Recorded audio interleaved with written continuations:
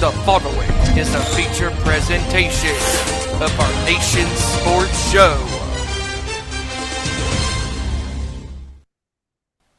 One thing is for certain on a week-to-week basis during the NFL's regular season, it is unpredictable. Tonight, on a nation's sports show, we analyze all of the action from Week 10 in the National Football League. One of the best games played on the Week 10 schedule, and what will go down as the best game played all season long overseas. Jonathan Taylor and the Indianapolis Colts survived in overtime. The Atlanta Falcons. Also tonight, we bring to you our Week 11 prediction battles, plus the latest breaking news in the NFL, the NBA, and more. It's showtime.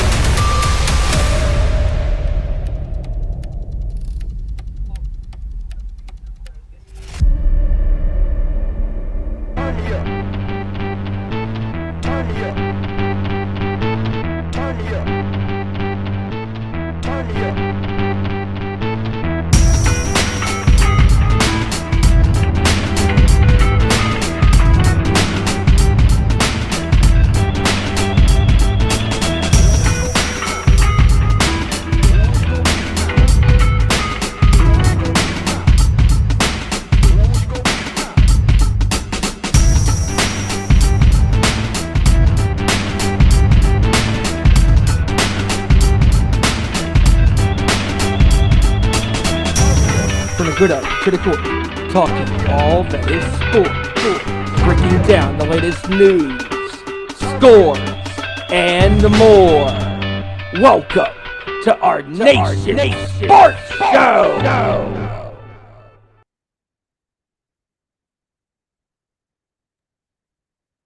Look, no. I'm not. Look. We'll talk about it later. We'll write the script for next week's NFL games. Yes, we're going to give the Packers 30 points, but they're still going to lose by 4. All right, we'll talk later. Welcome, everybody, to our Nation Sports Show.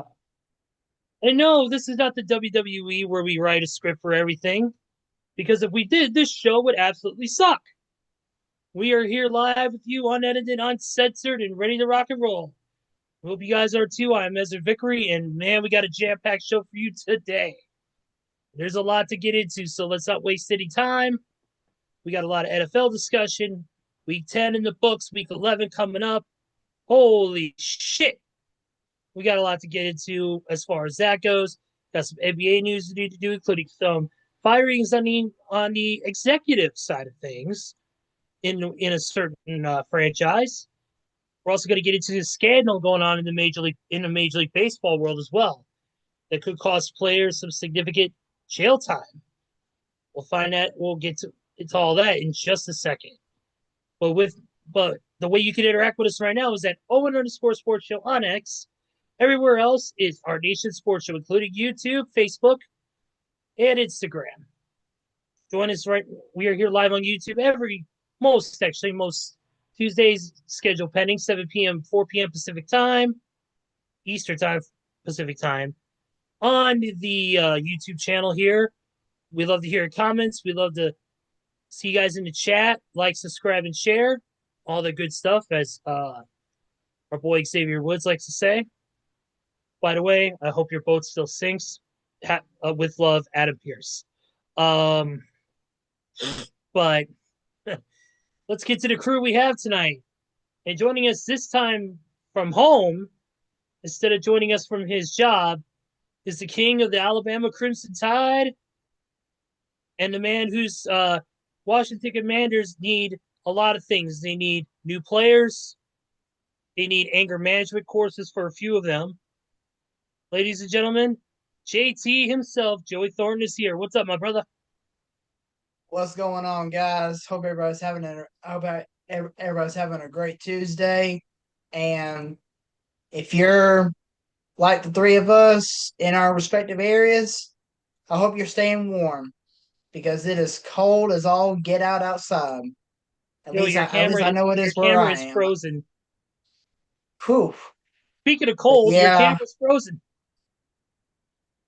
but yeah, as far as my commanders are concerned, you know what? I'm gonna save that until we get to that point in the show. But yeah, I'm here. My work schedule got changed, so thankfully I was able to be home a little bit earlier today to get some stuff done. And now I'm here. I'm ready to talk some sports. So let's get into it, baby. Your picture stuck right now. It looks like a modeling photo shoot. You got the one arm behind your back like a Calvin Klein model and shit. I mean, it's literally Yeah, just. I'm just sitting back. I'm just sitting back in my chair, I know. lounging. I'm just saying your whole screen's completely frozen, so it's just stuck on one image. Hysterical. Um, but we got with us, man, my heavy metal brother Fenor Kakalaki. You know, he just went to see the mighty Mammoth just this past weekend, and tomorrow night he'll be doing the right thing and not watching Blood and Guts, but he'll be going to see Blackstone Cherry in good old Raleigh, North Carolina. Ladies and gentlemen, please welcome my dude, the king of rock and roll, Mr. Big Stevie Wyand. What's going on? What is going on? And yes, yes, yes, Joey, I think your commanders do need a lot of help and they need some therapy, if you will. But yes, we are here, we are live, we are kicking. And we are so excited to be here talking about all of the ins and the outs of the world of sports, including a insane, wacky Week 10 in the NFL, and also MLB with another latest scandal in the works going on. And we'll talk about that, and also the latest news in the NBA, and a whole hell of a lot more. So, with that being said, let's get to this, fellas. Yes, sir. Let's get right into it, and let's talk about what's been going on, dominating sports heli. Oh, but well, actually, before we get into that, I do want to send out two things. Yesterday was a very important day in America's history. It also today was as well. Yesterday was the 250th birthday of what I consider, you know, personal bias because of the JROTC program I was in high school, but the supreme fighting force of the U.S. military, and that is the United States Marine Corps. They celebrated their 250th birthday yesterday, and I am very much a supporter of the United States Marines. Very much know about their history thanks to our senior Marine instructors in our high school, Sergeant Major Altizer, Master Sergeant Edward Bowers, and retired Major John Johnston.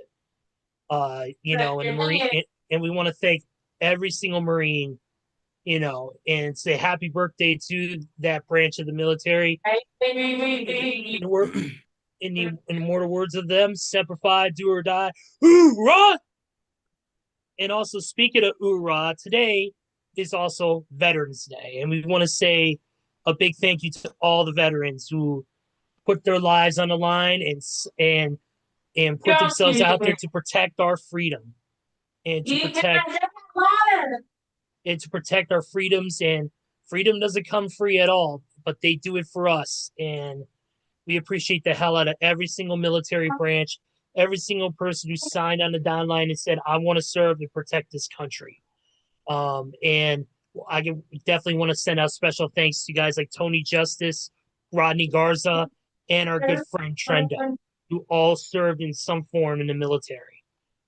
We definitely want to say thank you, and and all that stuff. And it's a special day and we should remember the veterans, not just one day. We should remember them every day. And That's right.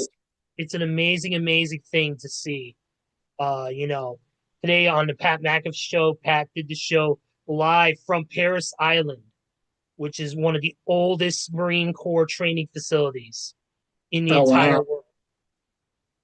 And for Pat to be out there with his entire crew, and not only that, to have with him as his first guest the highest ranking member of the United States Marine Corps, Sergeant Major Carlos Ortiz, I believe his name is Carlos Luis.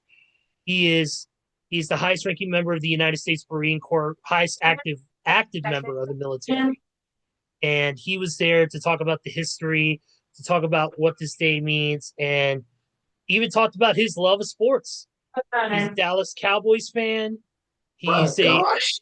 He's a Los Angeles. He said he's been suffering for 30 years, 30 plus years, and he also grew up a Dodgers fan. So he with his parents. So definitely awesome to hear that. We want to send, like I said, thank you to all the vets. Thank you to everybody around who served, and we salute you all. On a side note, I would like to say 250 years. Too bad it's still younger than Elder. Elder was around when the army was one person, and that one person was him. With a And stick, would you look at that? Now it's an army full of noise. with a stick and a rock. No fire was built yet, and Adam and Eve they went AWOL.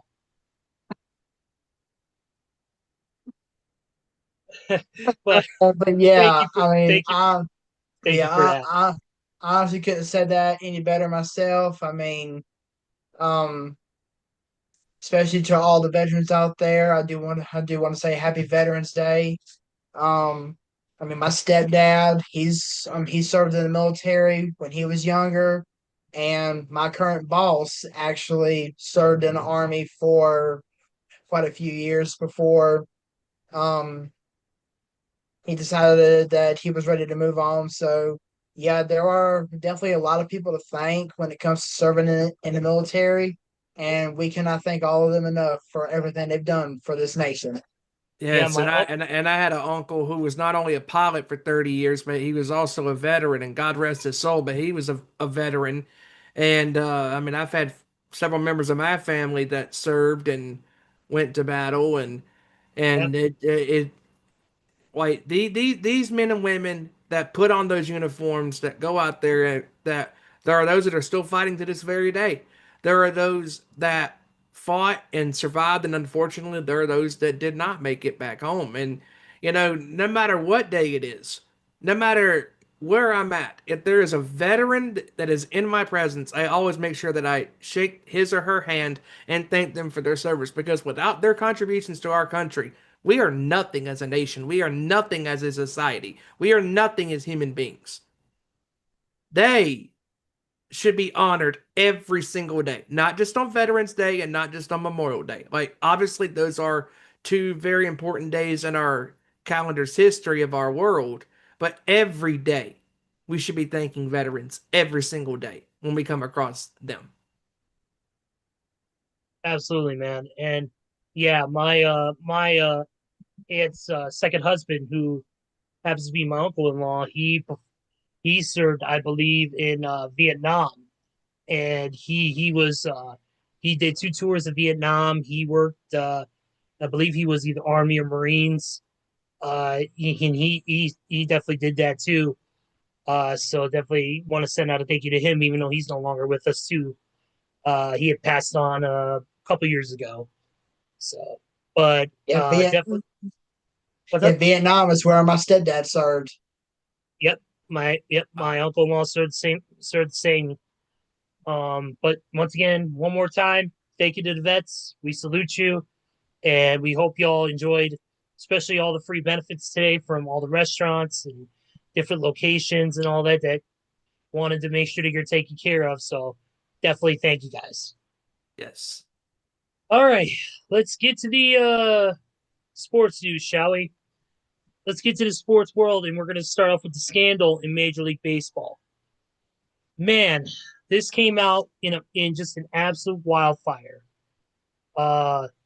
Two Cleveland Indians pitchers, I believe it Luis Ortiz and Emmanuel Yeah, Luis Clase? Ortiz and Emmanuel Clase. Yeah, they were being charged by the FBI for supposedly throwing game or throwing pitches that were supposed to be strikes or supposed to throw pitches for balls in purposely throwing them as balls for bets. Both men at this time, I believe, have been arrested. Um, they currently both said that, of course, they are not guilty of these charges and they are going to fight them. If convicted, Clase and Ortiz would face up to 65 years in federal prison. Sheesh.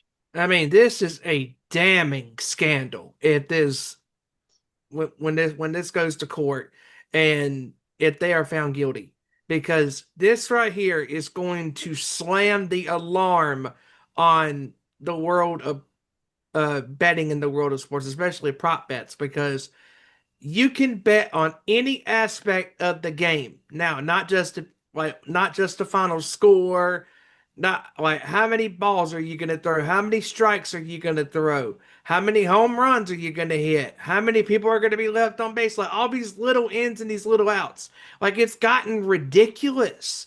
And you know that the world of Major League Baseball is not going to step on this and they're not going to touch this, but they should.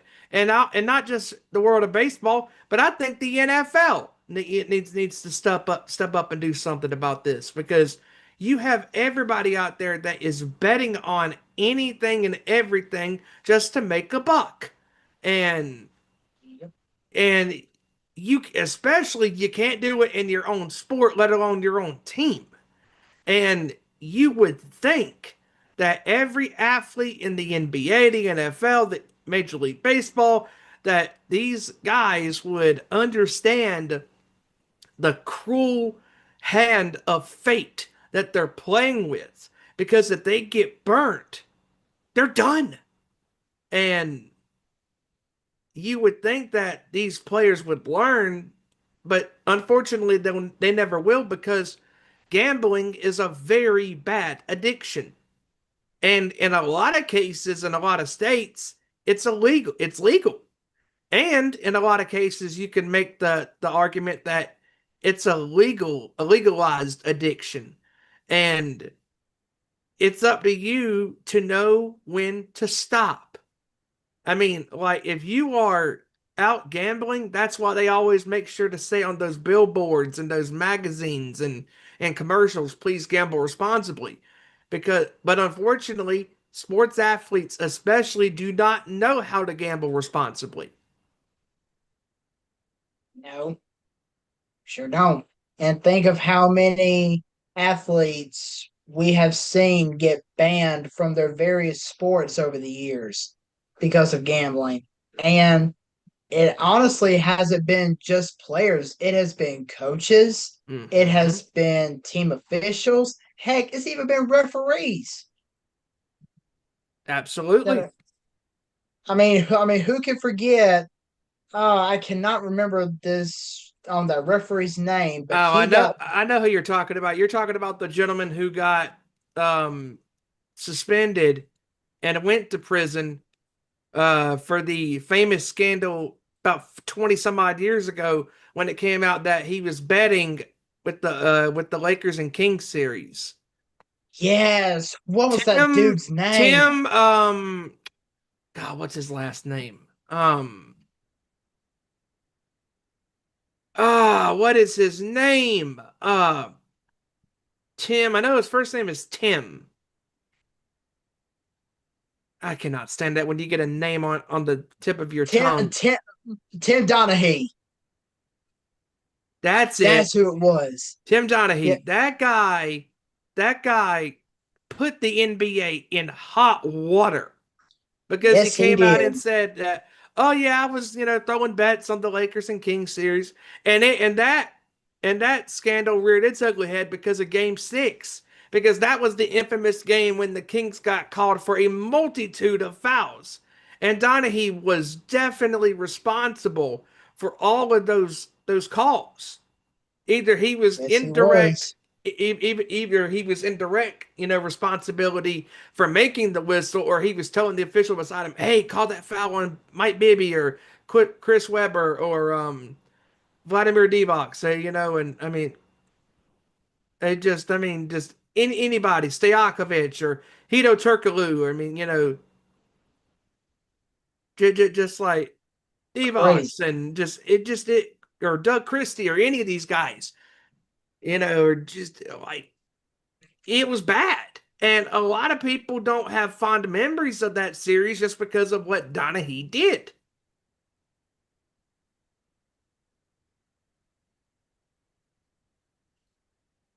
And then also, now I know he wasn't charged to my knowledge, but I know John Madden was not happy and he outright criticized the officiating from Super Bowl 40 when it was the Seahawks and the Steelers in that game. When the Seahawks got screwed in that game by the officiating crew. I mean, John Madden, from a non biased broadcasting standpoint, and I think the official's name is Bill Levy.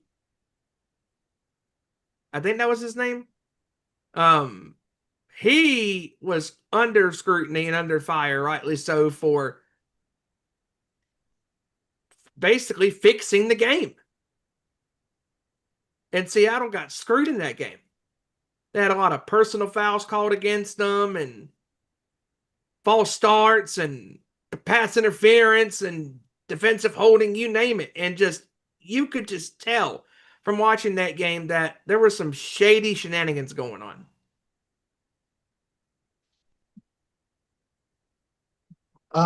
Real quick, Stephen, before you go on, we just got a message from Hijacker saying that he will send his scores in the morning. Okay. So we will update his scores in for next week.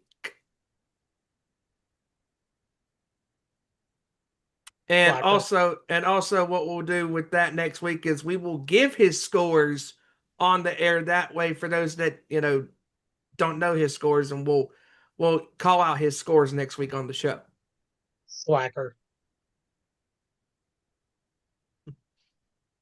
Fucking slacker. He definitely wasn't slacking with his picks this week. No.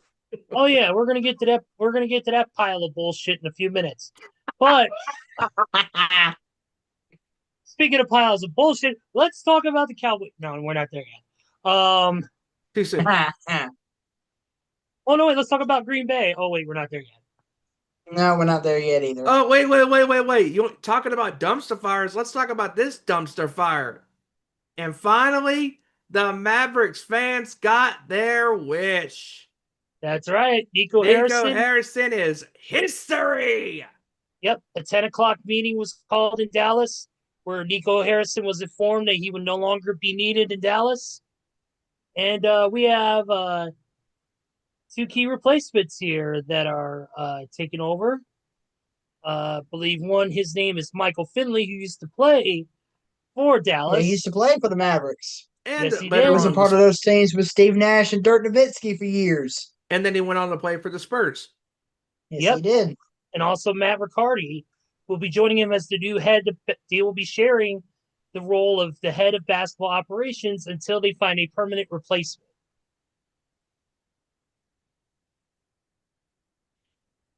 No, Go ahead. I was going to say Nico dug his own grave, and now he finally gets to lie in it.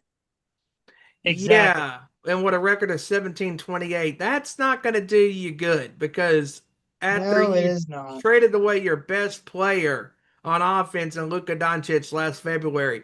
I mean, I will never forget it. Me and Ez are in the middle of our Zoom call, and he goes, "What the hell?" And I'm like, "What do you mean?" And he goes, "This can't be real." And I'm like, "What?" And he goes, Luka's been traded from the Mavericks. I'm like, get the hell out of here. There's no way that's true. Yeah, he's been traded to the Lakers. I'm like, mm-mm. And I was checking my Twitter feed and all of that, and sure enough, it was true. And it was shocking. That trade for a week, stopped the NFL in its tracks during the week of the Super Bowl for the most part. I mean, because that trade came out of nowhere. And the Mavericks organization was never the same. I mean, and look at this team. 2 years ago, they were in the finals against the Celtics. And then in the last year, year and a half, this team is not even nowhere near where they were 2 years ago, where they had a foundation. They had a clear a clear identity of who they were as a basketball team. And then Harrison stripped all away of their identity by trading away Doncic. Oh, but hey, we got breaking news. Oh, we do? We Well, do? if I had a breaking news button, I'd play it. But unfortunately, we're not as talented or rich as Sirius XM is. But do have breaking news, and that is that the second set of rankings released by the College Football Playoff Selection Committee has been released. Okay. Oh yeah, I forgot. The show we got Alabama, 7 tonight. oh, Alabama, Ohio State, Texas A&M, and Indiana all got first round byes. And the matchups are, as of now, South Florida versus Georgia, Notre Dame versus Oregon, Ooh. Ooh. Miami versus Texas Tech, Mm. and the Longhorns versus Ole Miss. Oh wow, we can see a battle of SEC for Texas and Ole Miss if these hold up. Yep, Wow. yep, yep, yep. Said that winner of South Florida and Georgia goes on to face Alabama. Notre Dame and Oregon winner will go on to face Ohio State. Miami and Texas Tech winner will go on to face Texas A&M. And the winner of the Longhorns versus Ole Miss will face Indiana. Oh, but just wait till conference championship week hits in a few weeks. I guarantee you this top four will not stay the same. It will not. I can guarantee that right now.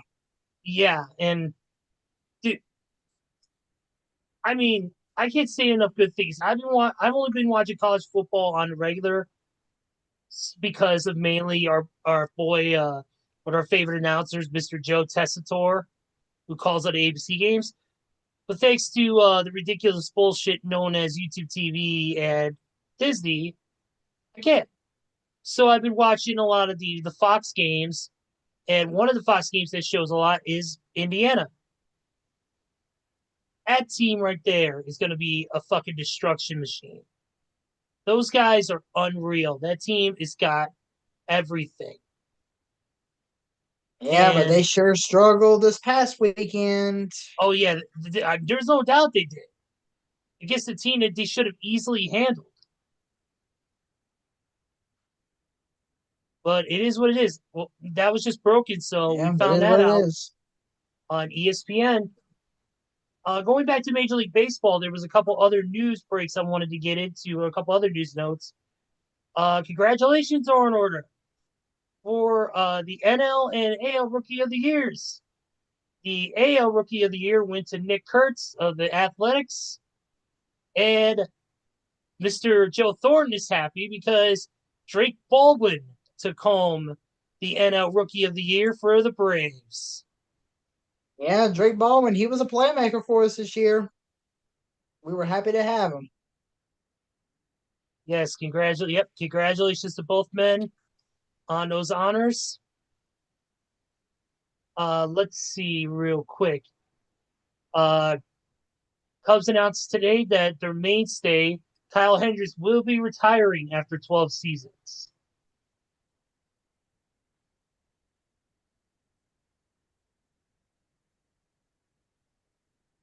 So definitely want to send our congratulations to the retirement of him. He was helped us out in the World Series and got us to a World Series championship. Kyle Hendricks was definitely one of the leaders of that season and those seasons before. So all the best to Kyle on a welcome retirement. We hope he is happy with what he does next. And an old favorite is returning to the San Francisco Giants. Bruce Bochy. Oh wow. Oh, wow. He is going to be in a special advisor role on both the baseball and business sides.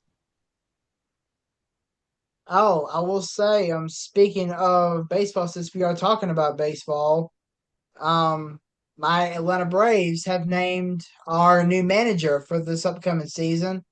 We decided to promote from within for some odd reason, but nonetheless, Mr. Walt Weiss, who was our bullpen coach last year, has been promoted to our new manager. So we'll see what he can do in his first year next year. Yes, sir. And also Craig Stammen has also been announced as the new manager of the San Diego Padres.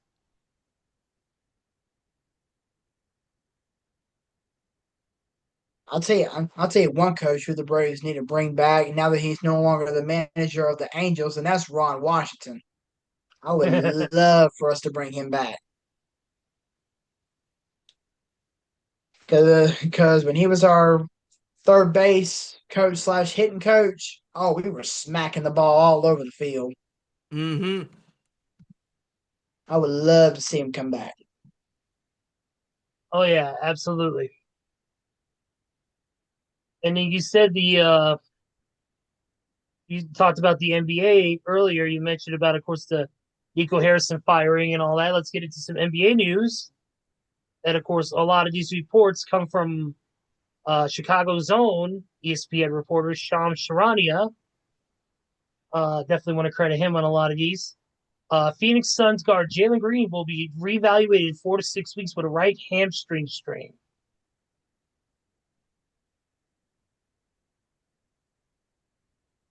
Let's see here. Anything else? I'm looking here. Milwaukee Bucks forward Taurean Prince has sustained a herniated disc in his neck and is expected to miss a significant period of time. Oof. Man. Brooklyn's Cam Thomas will miss at least 3 to 4 weeks with a left hamstring strain. Ooh.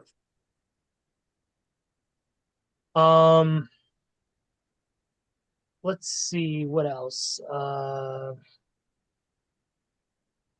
The Indiana Pacers are signing veteran point guard Monte Morris after they opened up the spot after waiving Mac McClung, who they signed recently.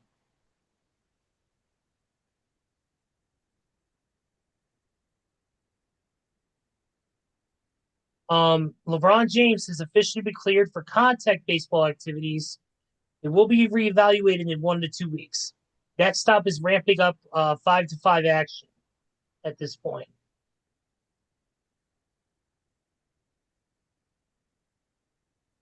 And that's pretty much the highlights of what's going on with the NBA right now. I mean, obviously, there's a big slate of games tonight.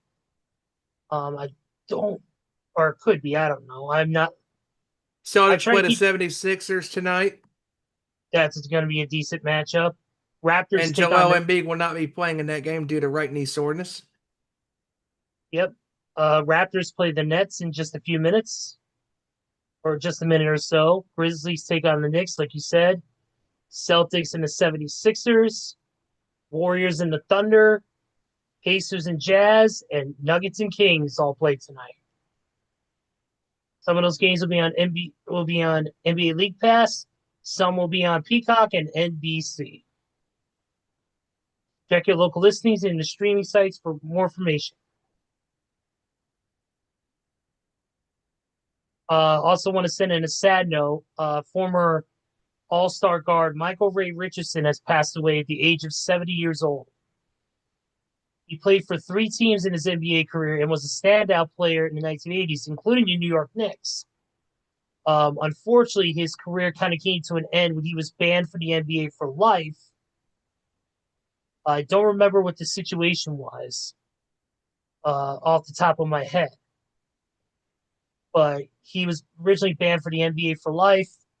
But today it was announced that he had passed on, 70 years old. We send our condolences to his family and friends at this time.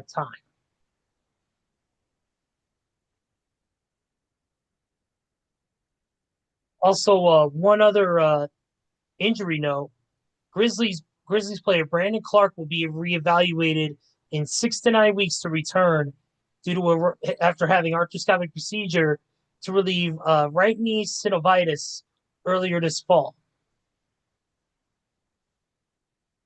So, Ezra, I will say going back to Michael Ray Richardson, the reason why he was banned is because of drug use. okay, that makes sense then. Mm, All right. yeah. Well, we like I Yeah, said, he was banned back in 1986 for violating the league's drug use policy for a third time. okay.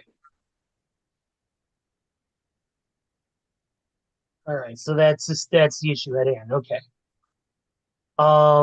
That's pretty much it. Let's go ahead and move on to let's go into one NHL note. And the Hockey Hall of Fame was the other night as well.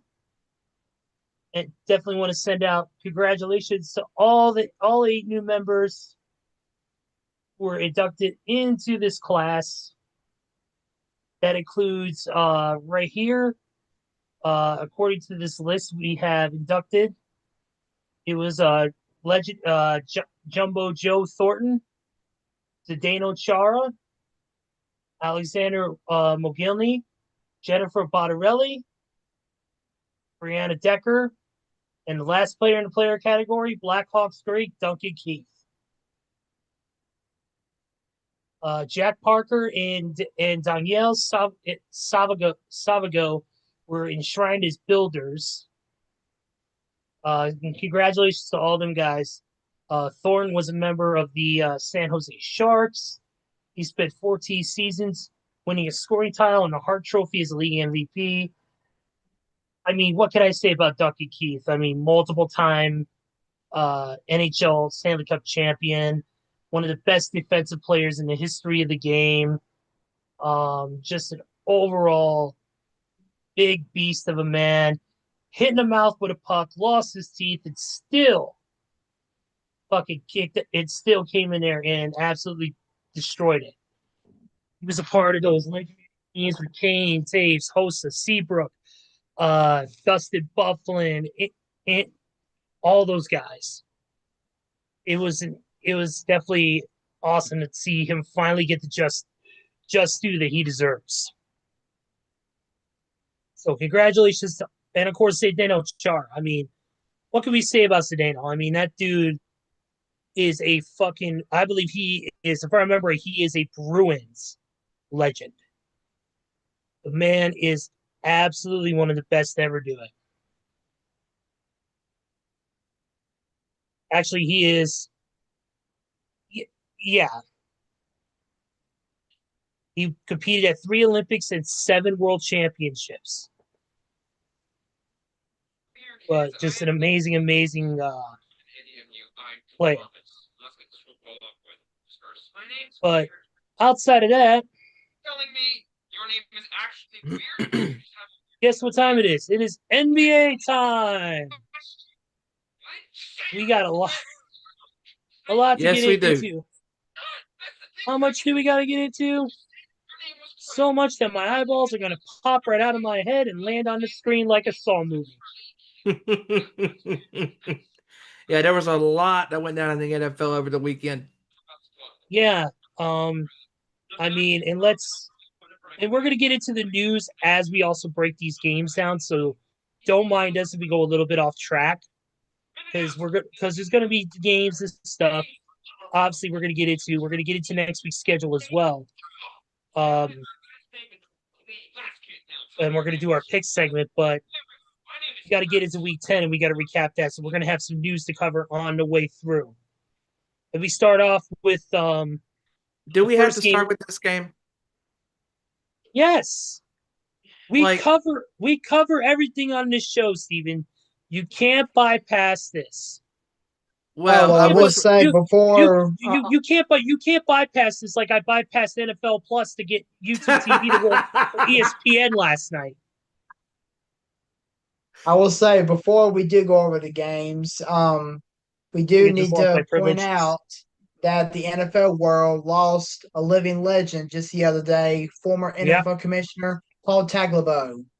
yeah, Paul Tagliabue, man, just commissioner from I believe it was 1989 to 2006. Yes, Yep. Just and a then Goodell took powerhouse, over. just a powerhouse of a commissioner. Changed a lot of the way the NFL has played, good and bad and indifferent. But he also helped bring the NFL to the stardom that it's been. You know, we wouldn't be seeing a lot of these primetime games and a lot of these games on these big network contracts if it wasn't for the work of Paul Tagliabue and his staff at the time. He's definitely a force in this sport, and he's beyond definitely missed. And um, also I know this probably mentioned this on the last show. If we didn't, we don't know, but obviously the tragic passing of I believe Marshawn Nealon. Oh, that was Fortunately the man committed horrific. fortunately the man Yeah. committed suicide after being pursued by the police over his erratic behavior, telling his family goodbye and all that stuff. They tried to pursue him and they found him with a self-inflicted gunshot wound to the head. Only 24 years old. Guy had just recovered a punt or a kick, blocked a kick for a touchdown, and had a career moment in that game against Dallas and that game against Arizona on Monday night. And unfortunately, he took his own life. All the NFL this week paid tribute to him along with Paul Tagliabue. And we're doing it here tonight. So definitely we want to send our thoughts, prayers, and condolences to the families, friends, and fans of both Paul Tagliabue and Marshawn Nealon. And definitely want to send we joke about the Cowboys and everything on the show, but we want to send our thoughts and prayers, especially to the Cowboys organization, because I know they're feeling it worse than virtually anybody else right now. But I I do want to get into these games, and yes, Stephen, we have to talk about it. And And that's this will go down as, quite frankly, the worst Thursday night game of the year and quite possibly the worst game of the season. yeah, it And was you talk yeah. about a dumpster fire of a game. This was the game. I mean, the Broncos and the Raiders. The Broncos, their record may say now 8-2, but they have not played nobody noteworthy as far as competitive teams really. Their schedule has been soft as shit, and their offense could not move the ball at all. It was terrible. They have And not beat, and the Broncos have not beaten anybody convincingly this season, except for Dallas, of course. anybody can beat Dallas. Hmm. And the Broncos offense was so bad. What drove me nuts with their offensive possessions is that Bo Nix was jumping a lot at times when throwing the ball. Like, you're supposed to stand with your feet planted on the surface, on the turf, and throw the ball. Don't jump around like a maniac and just think, oh, I can jump off the ground and just fling the ball, wherever, and think, oh, the pass will get there. No, that's not the way it works. Like, give me a break. Give me a break. It was terrible. And while we're at it, Geno Smith, God bless the dude for trying to wanting to gut it out with that leg injury. But what the hell are you bringing this guy back out to play the rest of the game with a bummed leg? He can't stand up hardly. He was having trouble planting his feet to throw the ball at times. And you're bringing Kenny Pickett for one series for the rest of the series, and then we're gonna take him out and just put Smith back in the game. Like, what a bunch of blithering idiots! This is why Aaron Glenn. And not to mention real quick, this game had more combined penalties between the two teams than first downs 21, combined. Oh, 21 penalties Ugh, combined. that's just horrible. Yeah, It was that That bad. is, oh yeah, that was that. Like, makes me makes me glad I'm not a fan of either team. Yeah. No thoughts. We're moving on. We have the Falcons. Close one, I guess, 31-25 in an early game from the Greek country of Germany. Yes, and what will go down as one of the best I think you mean. games. Yeah. Yeah, yeah, that will go down as probably the best game played overseas this year, All I gotta say is, Jonathan Taylor, have a day, young man. including the longest run from scrimmage in overseas history. 244 yards on 32 carries and not one, not two, count them, three rushing touchdowns, including the game winner in overtime. Yep. Yeah, you just can't stop him, man. It's Jonathan Taylor is a beast beyond beast. He's been I mean, ripping you it up might as on well go ahead and everybody. give him the NFL MVP trophy right now. Yeah, because he single-handedly saved Daniel Jones's ass. Because this was the second straight week where Danny Dimes, for a lot of the times, was held in check, and he didn't have a great game. He had his moments where he made some throws, but that offensive line was putrid a lot during the game, and they couldn't block for him. But Jonathan Taylor, give that man the MVP. Like, he is the true definition right now of an MVP. Yeah. Yep. And then we go from one great game to another kind of shitty game, and that's the Saints and the Panthers. Saints win Oh, 17-7. we're back. I'm like, slow your roll, Panther fans. Slow your roll, Panther fans. Like. Know your role and shut your mouth. I mean, this was the same Panthers team that went into Lambeau and beat the Packers. But you're telling me you can't beat the worst team in your conference on your home field? Make it make sense. Here's the problem: Seriously. they can't. Exactly. All right. Well, that's my thoughts. Panthers still. I mean, trying to talk sense to Panther fans is like trying to clap with one hand, but that's beside the point. Dang. Hey, don't be trying to do my job. Hands. Hey, there's the door. Your name's on the knob. Are you dumb as a baby? Because brains you lack. You knew I wasn't going to pass that up without throwing I a knew few you more were lines. not, and I'm glad you picked up on the Anthrax reference. Of course I did.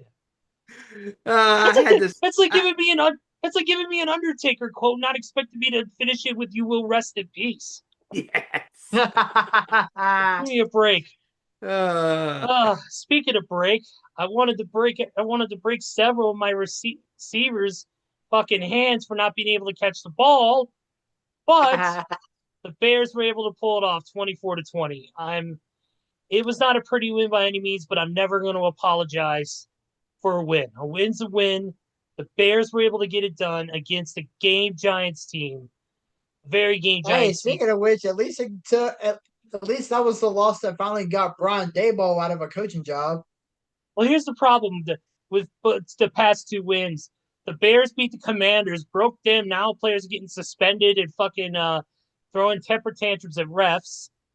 And then this time we fired first time their head coach gets fired, and their fucking rookie quarterback is on his 4th concussion protocol.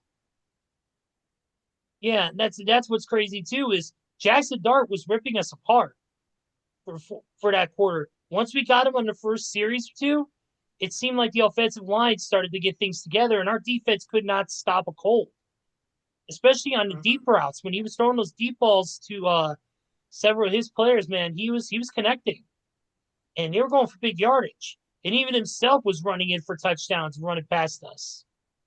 putting up getting some good schemes, making it confusing our defense, and leaving those openings for Jackson to be able to run in there. But then, of course, in the third quarter, Dart got hurt, which led to a critical interception for us, or a critical fumble. And the biggest part, I think, what cost Brian Dable's job is they let him continue to play until literally they come back from a commercial break. Next thing you know, Russ is on the field behind the offensive line. And he was struggling. Jackson Dart, no, it was because Jackson Dart was going in for concussion protocol. Yeah. That was it wasn't because they were struggling. It was because Jackson Dart got concussed again. Yep. This is the fourth time this season. Schefter tweeted that the fourth time this season that Jackson Dart has been in concussion protocol. And that is very scary for the Giants organization. I know there are Giants fans out there that feel very hopeful and optimistic about the future is bright for our team. Well, it's not going to be very bright if your quarterbacks keeps getting dinged all the time, and keeps getting knocked out of games because of concussions and all that. And also, I think too, Jackson Dart is a little bit being a rookie. I think he's a little bit reckless with the way he run. He likes to run a lot. He likes to run the ball downfield a lot, and he needs to learn to be able to stay in the pocket and be able to throw more or hand it off to his running backs. Exactly. But I got to give Caleb Williams a lot of credit. A lot of poise in those last couple of series. That big, huge 29 yard run, and then the 17-yard touchdown that basically clinched the game for the Bears. And then the defense stepping up on that 4th and 8 and knocking the ball out of Russ's hands and flying it into the air. It was, as Coach Ben Johnson said, we don't want to win like this all the time, but we're never going to apologize for a win. And, a lot of credit goes to Ben Johnson for helping get Caleb focused like this, and I think he will be the future. It's just going to take time. But moving on to the next game, this was unbelievable. 29-10. You're up by. Your name is the Jacksonville Jaguars. Oh, You're Lord. up 29. Oh, dear God. You're up 29-10 in the third quarter. You think it's over. You get outscored by 26 points to nothing. You deserve to The lose. rest of the game. The Texans fucking took them to school and won it.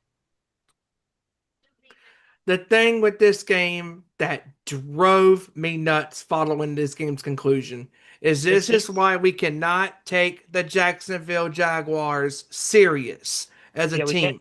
We can't have nice things. Jacksonville has a quarterback who is getting paid $50+ million, and he's out there looking like a scrub out there on the field, who cannot throw consistently. And every time it gets third down, you're thinking it's going to happen, and it does. Either he gets sacked or he throws a god-awful interception. Yeah, it's bad. And look, Bryce Young was out with the ankle injury. I think he didn't play in that game, right? I don't think Bryce played in that game. I believe he did, actually. Okay, he came back then. All right. And then, of course, with the loss now, just hearing today of Travis Hunter. And you lose to a backup in Davis Mills. You lose to the backup because, of course, C.J. Stroud was diagnosed with a concussion and was not allowed to play. And then not only that, like I said, you lose Travis Hunter with an LCL tear, and he's done for 6 months. What are you doing here?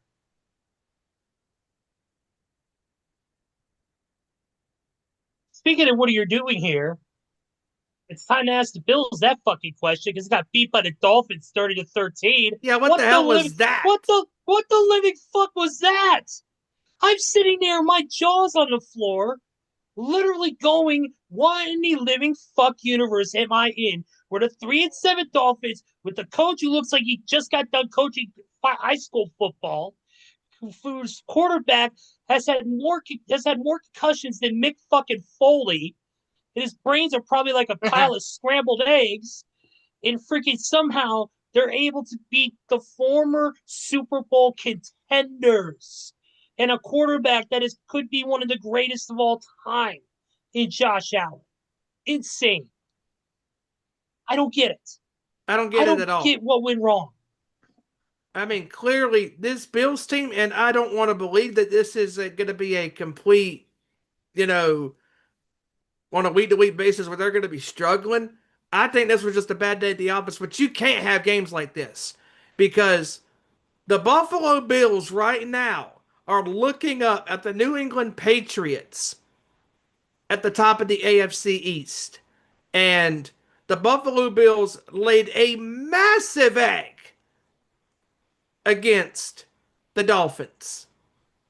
And just the inconsistency that Allen had in this game, the turnovers, the interceptions, the fumbles. I mean, just this team could not get nothing going. And by the time they got something going, it was just too little too late. I mean, if the Buffalo Bills, if we want to take them serious as title contenders in the National Football League, you have to put together a week to week basis of consistency. You may not win every week, but you got to look good when they're out there on the field. Because if you want to make it past anybody in the AFC conference, you got to string consecutive victories and you got to make it look good. Because I'm telling you, the way the Baltimore Ravens right now are playing, I would not want to play them at all. And by At the all. way, that's the next game we're gonna get into once Joey gives his thoughts on the Bills and Dolphins game.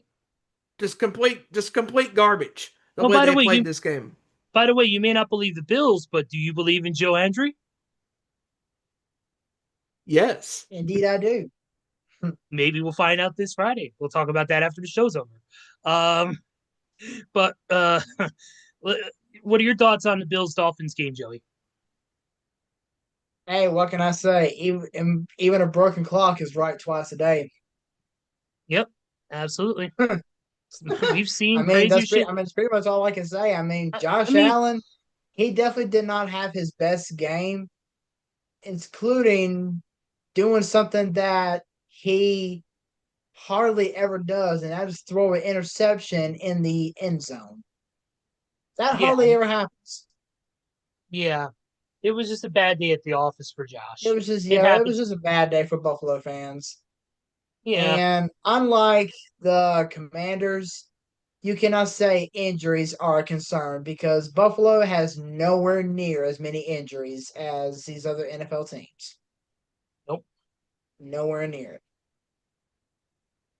All right, let's head to the Ravens and the Vikings. Ravens won 27-19 this week. Lamar Jackson and company back in seems like near full strength, ready to rock and roll. 3 wins in a row for Baltimore. Yep, back up to 4-5. Same record as the Vikings now as well. And Very McCarthy good. did not I'm have a telling you, great Lamar game. Jackson start to find his groove once again. Yep. McCarthy did not have a great game, but at least he looked as solid as he could be this week. Being his second game back from being out with that ankle issue. So, he look as perfect as we would like him to be? No, obviously not. But he gave it his best effort. It's just that the Baltimore Ravens are a more elite football team right now, especially with Lamar back with Henry and Flowers and Mark Andrews and company, So, but next game, the Jets get their second win against the Cleveland Browns, 27-20. You know something? I just now happen to think about this. The Jets right now are 2-0. Oh, sorry. Scratch that. 2-1 against teams from the AFC South. They're 0-6 against all other conferences. Yeah. And even in the one game they lost, they almost won. So maybe the Jets need to move to the AFC South to where they can compete better.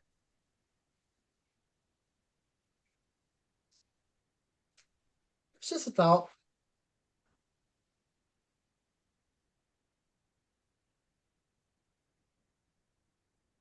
All right. Next game that happened this week was the final 4 o'clock 4:25 feature, and that was the Patriots beating the Bucks 28-23. This was a pretty This solid right game. here was the game of the week, in my opinion. Dogfight from start to finish. Baker Mayfield, this guy is a absolute stud. And so is Drake May. Drake May in his second year as the Patriots starting quarterback. I honestly, truthfully think, guys, that New England has found their future quarterback that is going to be a star after obviously having to fill the void of the great Tom Brady. I mean, because Brady took that Patriots franchise to heights that they have never seen. And I think they had just found their guy in Drake May. Drake May, this guy has a solid arm. He's a hell of a player, strong as hell, and he's going to lead this team obviously to a playoff berth. And I think that Mike Vrabel needs to be considered coach of the year because of what he has done with this Patriots team. They are the real deal. They really are the real deal. You go on the road and you beat Tampa. Like, that is not an easy place to win. And let's not forget the dominating play of one Mr. Rookie running back, Travion Henderson, too. Mm-hmm. Great game. Yes, sir, man. Give a lot of credit to Drake May, and I mean, when you're endorsed by both not only Tom Brady and Rob Gronkowski. By the way, congrats to Rob on signing his 1-day contract and officially retiring as a Patriot. Um, when you're endorsed by both New England legends like that, that's a lot of pressure, but it's also a lot of praise, and he deserves it. He's been playing at an elite level, and yeah, I got to give Mike Vrabel a lot of credit. And Baker Mayfield, I mean, he's playing with a lot of his weapons that are no longer around right now. Chris Godwin, Mike Evans, he's missing a lot of key pieces to his offense. And, he's still making it work and he's still garnering wins. I mean, they're 6-3. They're not out of the woods. I mean, they're not out of the ballpark realm possibility of making a wild card spot. They're not. No. It's a matter of can they sustain this with their, a very weakened offense that's missing a lot of key components. We'll see how it I goes mean, going yeah. forward. I mean, yeah, they may be missing a lot, but Amika Ibuka, holy cow. The dude is on another level already, and he's only a rookie. Yeah, Uh, unbelievable. but going but going back to the Patriots real fast. Um, I was watching NFL primetime on Monday, and they were talking about this Patriots Bucks game, and they pulled up the Patriots schedule, and I was like, this Patriots team that we're looking at right now is the same Patriots team that lost to the Las Vegas Raiders in Week 1. There's no way this is the same Patriots team that we saw in Week 1. So it's not even Definitely not. close. Something clicked, it changed, and now these guys are off to the races. I mean, So just I'm gonna like when Alabama lost their one and only game so far this season in Week 1 against Florida State. You now look at this Alabama Crimson Tide team now. It's not the same team that you saw in Week 1. Not by a long shot. look at the same thing with the Bears. They lost those games against Detroit. They lost that game against Minnesota. And look what they've done so far. They've turned it around on a winning streak right now, 6-3, looking pretty promising. But let's get on with these last few games here. We got the Seahawks absolutely smoking the Cardinals, 44 to And the 22. former Dallas Cowboy DeMarcus Lawrence, not one but two defensive touchdowns. Yep. Yep, absolutely. And of course, Kyler Murray is going to be out of commission. He's currently on injured reserve right now, which is going to give him time to heal. Still dealing with that foot issue. So they, So Jacoby Brissett is going to be starter for at least the next 4 weeks. yep, he's going to be starting at least 4 weeks. And last week we saw him have a great effort against Dallas, but this week it wasn't even an opportunity. They just got their asses handed to them by a better team in the Seahawks, who are now 7-2 under Sam Darnold at quarterback. Who would have thought? Who would have thought? And then, unfortunately for Steven and for Kevin, we saw an unbelievable ass whooping as well. And that was, of course, the Niners. The Rams just absolutely just taking them out 42 to 26. Matthew Stafford had a hell of a performance in this game. And you could make the argument that Stafford could be considered MVP because of how great he has played these last 3-4 games. I mean, he's definitely one of the front runners. That's for sure. Yeah. And then we had the Lions and the Commanders, 44 to 22 loss. Joey, I know you have a lot of thoughts on this. You did not watch the game live. You were out with family. We talked about this in the Messenger group chat that we have. The thing I want to bring up is, I know you're probably going to bring it up too, and that is the unraveling, especially in that second or third period.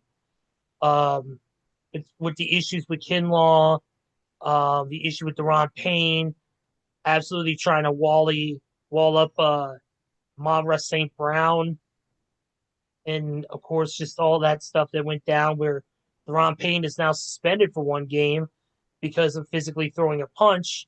He tried to appeal it to Jordy Nelson and all the members of the NFLPA. That was the thing it was upheld. And now also too, Kinlaw getting hit with an unsportsmanlike conduct for physically touching the ref, which you're not supposed to do, especially the way he did it. So, I mean, there's a lot I know you want to get into. So, Joey, the floor is yours. Well, I mean, this has just been a lost season for us. Not just the fact that we're getting beat around, it's just the fact that we've had so many injuries. I touched on this last week. The injuries just continue to pile up.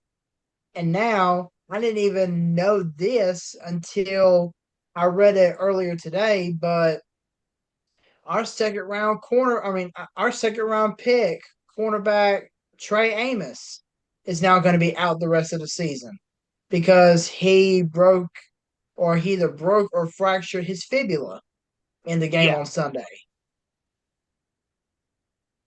And now one of our newest practice squad additions, Traylon Burks, former Tennessee Titan wide receiver, just had surgery on his finger yesterday. So that's going to keep him out at least for this upcoming week against the Dolphins in Madrid. But yeah, this is just a lost season for us. And as far as the Deron Payne punch, um, believe it or not, yes, it was bad that Deron Payne did it. But what people are missing is the fact that Amon-Ra St. Brown actually punched Deron Payne first. It's just the refs were not around whenever Amon-Ra St. Brown actually punched Payne, because after St. Brown got a catch, he was seen taunting Deron Payne, but it was taunting to the point where the referees didn't see it. And Payne just put his hand up to his face mask. He was like, I don't want to hear it. And then St. Brown was like, whoa. He punched him right and he punched him right in the helmet. But St. Brown didn't get penalized for it, obviously. But afterward, of course, short time later, Deron Payne punched St. Brown back, and he got hit with an ejection and a 1 game suspension. So, I mean, I do agree that what Deron Payne did was wrong, and that he should not, and that he should have the smarts to not do that on a football field. But what people just don't realize is that Amon-Ra St. Brown started it. So I don't know if game officials are going to look back at the tape and see what Amon-Ra St. Brown did. And if they don't, then it's fine. Whatever. Justice has been served. Let's move on. But I'm just saying, it wasn't just Deron Payne that did it.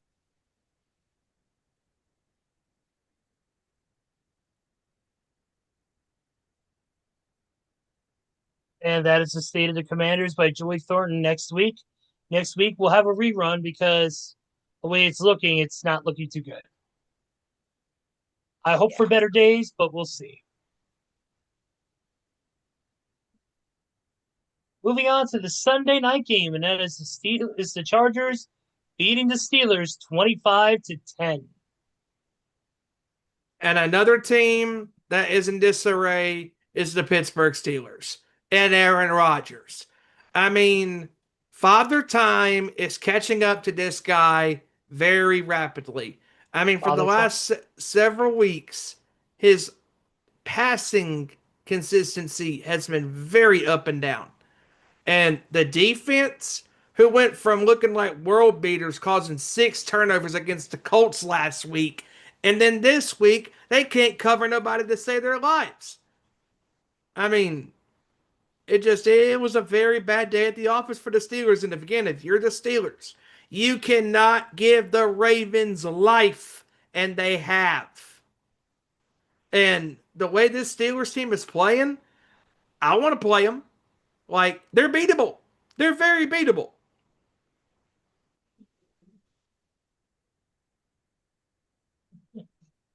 Yeah, this is a very trying time for King Darkness Retreat and his group of Merry Yellow Bandits, but we'll see what happens from here on out. I mean, they're giving the Ravens a chance to sneak back in and possibly win their division, so we'll see what happens. And then the Monday night game, which bored everybody to death, including me, to the point where I fell asleep, and that was the Eagles winning 10-7 over the Packers. Yeah, and I know I brought this up during the pre-show, but I'm going to bring it up again. Who would have thought in their right minds would we see a game or see this past weekend slate of NFL games start with a 10-7 score on Thursday and end with a 10-7 score last night? Crazy. Crazy. Like, no, it's almost like the script writers are on some serious amounts of drugs. I mean, come on. I mean, a Thursday night game, 10-7, which was a god awful game. And then last night, it was a weird game. Like, Jordan Love has been struggling very badly. And he's a guy, when he is on, he's great. But when he's inconsistent in throwing the ball, just not, just very erratically and just not, thinking about the ball placement and where he's throwing the ball. Like, and let's be honest, guys, his receiver core, it's not that good. I mean, Jordan Love has all the talent in the world, but they've been hit with injuries and obviously Kraft getting injured. That did not help them at all. He's probably their best receiver, and he's their tight end. And losing him, to the torn ACL, that right there hurt their offense. And I mean, if you're asking to have to cover this receiver core, I cover them because they're not putting up, Peyton Manning, Tom Brady like numbers when throwing to him. I mean, Jordan Love is just not having a good year really this year. And right now, Green Bay could be in a world of trouble too with how they're playing. But that's the sad part is they got a really solid defense, but their offense is very inconsistent. And really, the only guy you can really trust is Josh Jacobs at running back.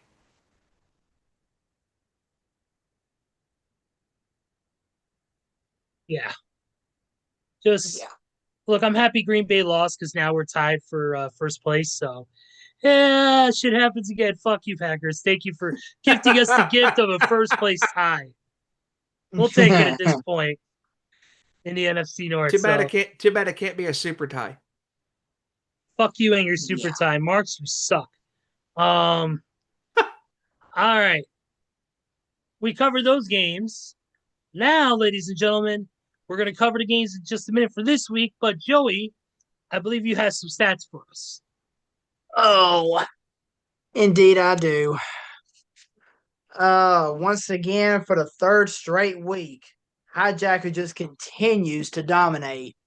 Once again, he took home week 10 with a finishing record of 12-2. His only two blemishes were the Jaguars and the Bills. Who would have Yep. thought that? And he could have been right next to yours truly and you, Joey, for having a perfect record. Yeah.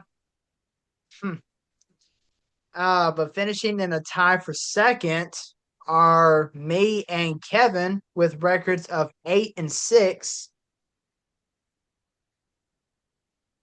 Ezra, you came in fourth place with a record of 7-7. And here we go. And Steven, you came in last this week, buddy. 6-8. Yeah, not good. Not good. And we can thank the Jaguars for that. We can thank the freaking Steelers for screwing up. We can thank the Bucks for sucking on a couple of We can plays. thank the Browns. Yep. All right. Are we ready, guys? Yes. Let's do this. All right. We started I off. got, yeah, so let me get Kevin's scores pulled up here while Okay. Ezra reads us our first game of the week. And it's an international game. Actually, no. Actually, It's a Thursday night game. Yeah, it is the Thursday. Hold on. Let me see. Because, oh, yeah, Thursday night. Here we go. And that is the Jets taking on the Patriots. In New England. In New England, give me the Patriots in this one. Because this isn't even a fucking contest. Yeah, Joey, what the problem is with the new NFL website, they don't tell you anymore who's facing who. I don't give a damn where this game's at, but give me the Patriots. This is going to be an absolute just beatdown. Give me New England in this game. Give me New England 31-3. Jeez. Give me the Patriots in this one. 34-13. Almost the same score as Kevin. He has the Patriots over the Jets 37-13. Oh, no ungodly Uh, side note on that one? no, there's no side note for this one. I would say for Kevin, it is a few side notes, but mostly his team names. Yes. Oh, that makes sense. Okay. But as much as I want to say this is going to be a blowout, I honestly don't think it's going to be. But the reason I say that is because it is a conference game. I'm still picking the Patriots. Don't get me wrong. I'm still picking the Patriots. But somehow I just think it's going to be closer than what people are saying. So give me the Patriots to win this one. I'm going to go 27-20. Sticking with the concept of the conference games. Yeah, fuck that. Sorry, brutally honest.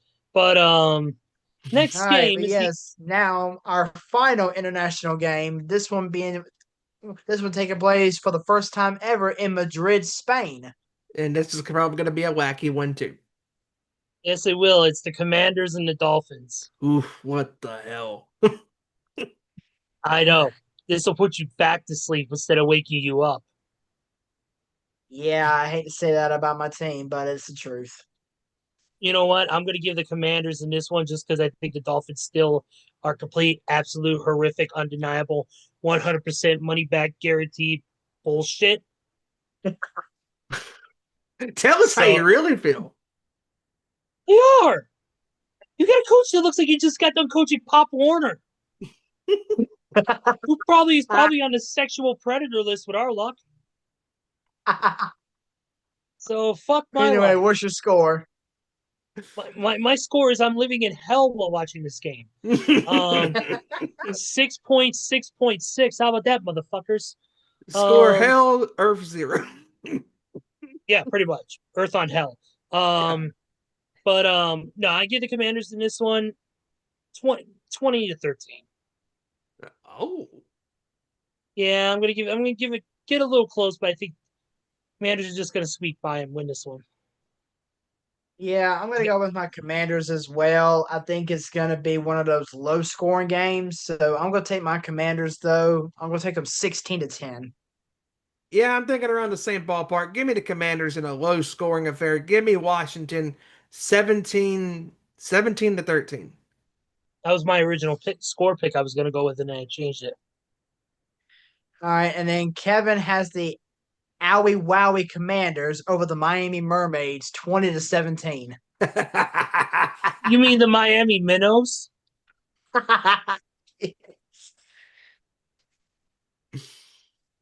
Oh, good. I think we're done with that trash. Yeah. Yep. And then we move on to the Falcons and the Panthers. Oh God. I don't know Three, what to I don't know two, what to two. do about this game. Golly. Ugh. Because it seems like every time we say we're gonna go with the Panthers, they freaking suck. Or we go with the Falcons, they suck. Or when we go against the grain with the Falcons, they somehow look like world beaters. For real. Like, make up your freaking mind, Atlanta. Like, come on. I know Michael Penix Jr. doesn't know whether he should be near Super Bowl era Matt Ryan or 28-3 Matt Ryan. Well, at least it's not going to be dog ring Michael Vick. Oh, Oh, or at least he's gonna at least he ain't gonna be Mister. You like that, Kirk Cousins? Oh, You like that? You like that? he probably was asking that when he was working at Burger King. Oh Jesus. But I'm gonna go in and get things started off. Give me. I don't like it, but give me the Falcons. They're playing in Atlanta, so I'm just gonna go with the team with the home field advantage. Give me the Falcons. I'm gonna go 20-10. you know, with it being a conference game, I'm going to say this is going to be a very competitive game. And I think Atlanta's going to get the winning edge. Give me Atlanta in a close one, 27-23. Okay.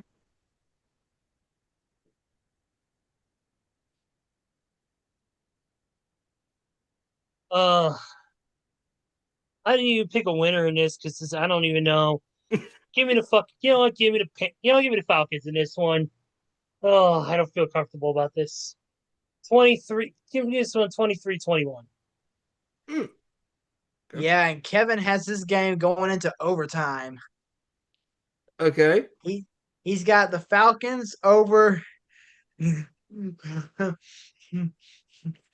got the Falcons over the Kitty Kitty Meow Meows 14-11.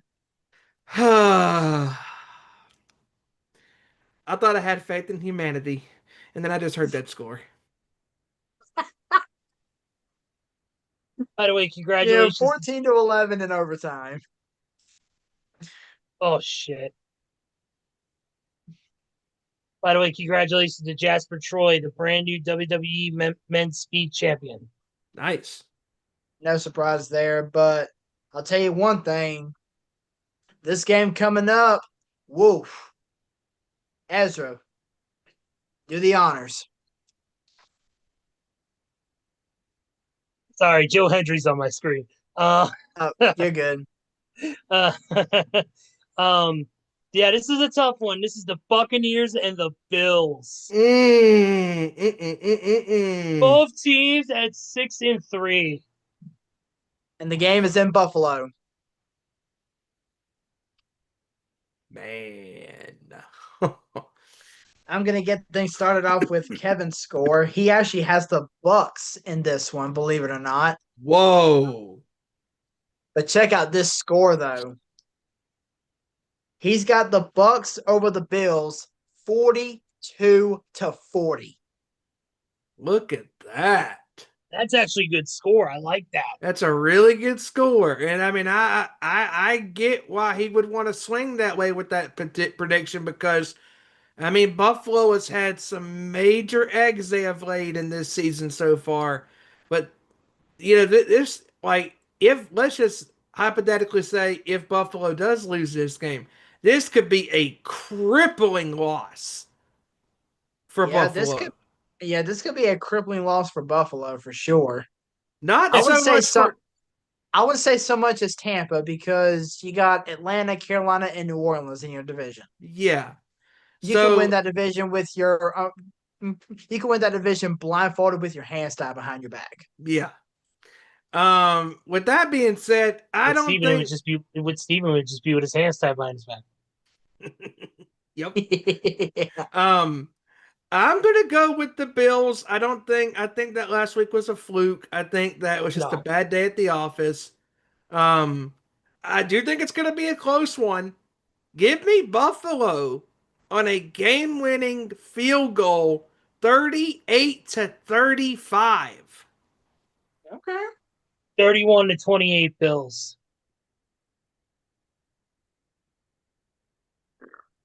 Yeah, give me the Bills as well. I'm gonna go just a little bit lower though on the score. Okay. Give me the Bills on a game-winning Josh Allen touchdown, whether it's via run or pass. But give me the Bills 30-27. Hmm.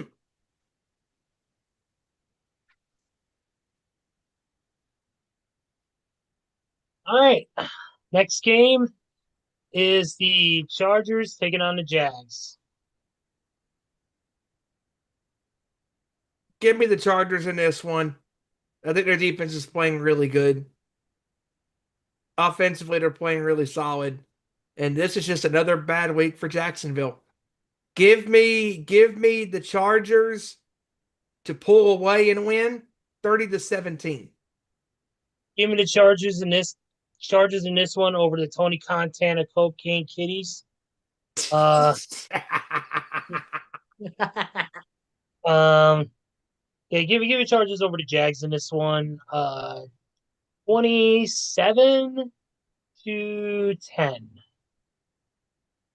I'm gonna go with the Chargers in this one as well. I'm gonna go 30-21 Chargers. Okay. And Kevin has the Bolts over the polka dot ass cheeks, 34-20. Of course he does.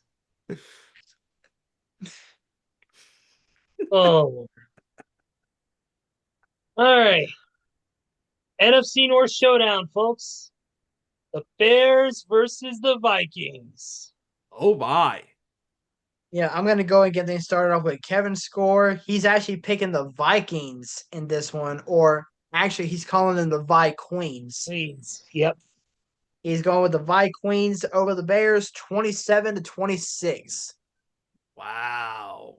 I can't roll with that. I gotta go with my boys. I gotta go with the Bears in this one. I think this while the Vikings have JJ McCarthy back, I think they're still missing some key components.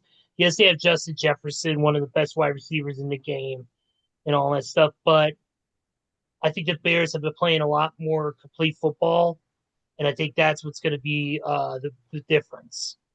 And especially if our defense really gets going in this game and we get some big takeaways, I think it's going to change the momentum.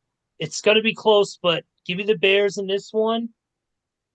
Um, Give me the Bears in this one. 28. Actually no. Give me the Bears in this one. 24. Yeah, actually, yeah, 24-23. Okay.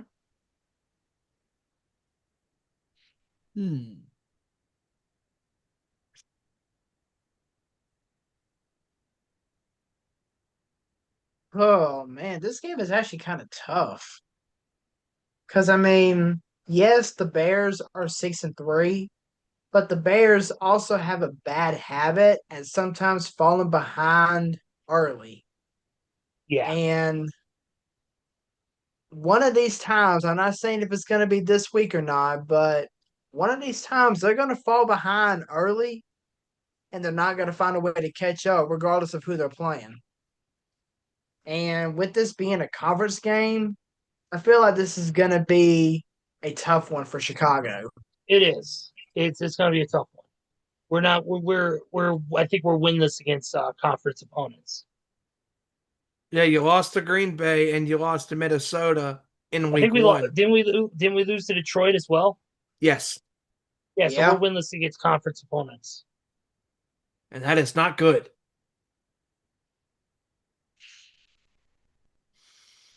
Winless against it. Yeah, so Hmm. Man, this is tough. Um, You know what? Hate to do this. I'm not thrilled about it, obviously, but I'm sorry, Ezra, but I got to go with the Vikings. I I feel like this is going to be a turnaround game for Minnesota since they are playing at home. But I think it is going to be a very close one, though. I mean, Chicago is going to be in it all the way to the very end, but I just think they're going to come up just a little bit short. So I'm going to go with Minnesota in this one. I'm going to go, you know what? I'm going to go 26-21. I'm gonna go with the Vikings as well because there's just something's telling me that Chicago is they're due to have a letdown game where they're not going to perform at such a high level, in the end. Because I mean, they have had multiple weeks now where they have fell behind and they've had to come back to win a game. yeah. And and then when they had Because, I that crazy mean, game against the Bengals, they still pulled away because of their god awful defense. But last week the Giants were up on them by double digits, not once but twice. yeah. Yeah, and with that being said, give me the Vikings to pull out a close one. Give me the Vikings 28-24. I'll remember that. All of you. Yeah, well, don't ban us from the show, Ezra. I'll remember that. All of you. You're all gonna pay. We're just being honest, or at least trying to. Yeah, keywords trying. It's like you trying to hope the Atlanta Braves get back to the playoffs, Hey, you never know. or hoping your Alabama Crimson Tide doesn't choke. But anyways, next. See, forgot about that one. Speaking of the Giants, talking to my and with the two traders I have in my Zoom room right now. Um, yes, I am a little bitter. Uh, the Packers take on the Giants. Now, this one is going to be an easy one. Give me the Packers in this one. I'm going with the Packers. I'm going to go 25-14. Look at that score. One score higher than you, Joey. 26-14. Ha How about another score higher than that? 27-14 Green Bay. Oh God. Oh my Pick your God. own score, bro. What if Hijacker picks 28-14? I know, right? That'd be hilarious. But I will say Kevin is along that mindset of all three of us. Um, Oh, he is. he, Oh, this is not going to be fun. he's got the slackers. The slackers. He's got the slackers over the New York Giant load of crap. 23-14. Me, I have the Fudge Packers. I have the Fudge Packers beating the New York Lollipop Guild. Uh, no, I'm Oh kidding. my god. I don't do the 23, nicknames usually. I have 23, Packers. 25, 26, 27. What the fuck? Yeah, Ah. Literally Oompa Loompa. 23, 25, 26, 27. The only thing that would be better is if Hijacker picks 24-14. Oompa Loompa Doobity Doo. This game makes me want to make a big pile of. I don't know. No. Okay. Everybody picked right. Yes. Yes. Oh, thank God. Let's end this. Um, talking about that score prediction. Holy shit. Yeah, Um, that was so predictable, like the Death Riders interfering in a match on AEW Dynamite. Oops. oh, Oops. that's more crippling than their ratings. Oof. Anyways, Steelers taking on the Bengals. Okay, this is gonna be another weird game. Yeah, this is gonna be a tough one. So I'll get things started off with Kevin's score. He has the Bengals over the Aaron Rodgers 35-31. Wow. You know what? I'm gonna go with the Bengals. I think there's too much inconsistency right now with the Steelers. I think Joe Flacco, despite the struggles, has been like he's showing, that he still has a cannon. It's gonna be a close one though. And it's gonna be low scoring. Give me this one 21-17. Bengals. Oh God. I just now happen to think about this. We don't need to call this. We need to call this game the Icy Hot Bowl 2.0.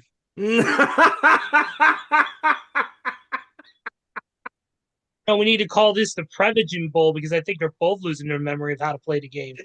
But yes, we had Joe Flacco against Aaron Rodgers earlier this season, and now we already got it again. Icy Hot Bowl 2.0. Is that am I right? Flacco playing for the Bengals? Yeah. Yes. Oh Lord in heaven! I just realized that now. I mean, it's Like, almost like they got the flash memory thing from Men in Black. Like, had they forgotten how to play the game like the Steelers? Like, come on. hey, I see Hot Bowl 2.0 is sponsored by Nuriva. Have memory issues because you've been hit in the head too many times by an elite defensive end? Take Nuriva. It helps with your memory. Uh, that that Paid for by that Mongrovian Mike. that's what really helps with memory. Then you better get then you better tell Jackson Dart to take a whole bottle. Jackson Dart is going to have the brain of fucking one of these guys before he even hits the age of 30. Well, yeah, what's your guys' scores?